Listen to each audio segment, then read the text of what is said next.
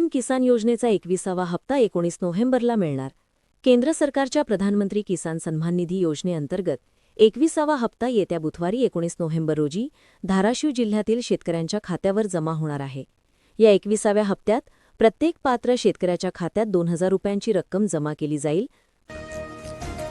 फक्त SIM card नको, त्यासोबत मोबाईल आणि लॅपटॉप देखील द्या. कायमस्वरूपी मोबाईल नंबर. योजना केवळ सिम कार्ड घेण्यास कृषी अधिकारी आणि कर्मचाऱ्यांचा नकार. दरम्यान राज्य शासनाने कर्मचाऱ्यांच्या या मागणीची दखल घेत मोबाईल आणि लॅपटॉप देण्याबाबत शासन निर्णय देखील घेण्यात आलेला आहे. शेतकऱ्यांना प्रतिथेमधिक पीक घेता येणार, 90% अनुदान मिळणार. एससी आणि एसटी कशी शेतकऱ्यांसाठी योजना.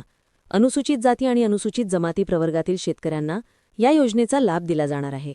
या योजनेत अल्प आणि अत्यल्प भूधारक शेतकऱ्यांना 55% आणि बहुभूधारक शेतकऱ्यांकरिता 45% अनुदान मिळणार आहे. नाशिक जिल्ह्यात भरवस्तीत गुरुकुल कॉलनीत बिबट्याचा थरार, वनकर्मचाऱ्यांसह 9 जण जखमी. 3 तासानंतर ट्रँक्युलायझर गनच्या सहाय्याने जरी बंद केले. राज्यात महायुतीची 50-50% युती, अर्ध्या ठिकाणी आमनेसामने. राज्यात महायुती 50% ठिकाणी युती करेल तर 50% ठिकाणी स्वतंत्र लढणार असल्याचे समजते.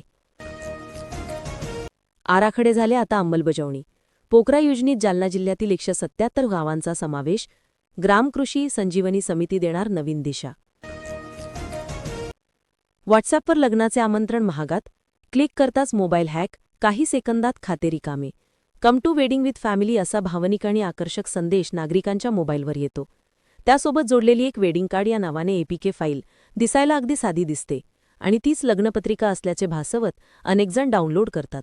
पण क्लिक केल्यानंतर काही सेकंदातच मोबाईलचा पूर्ण ताबा हॅकरच्या हाती घेतात.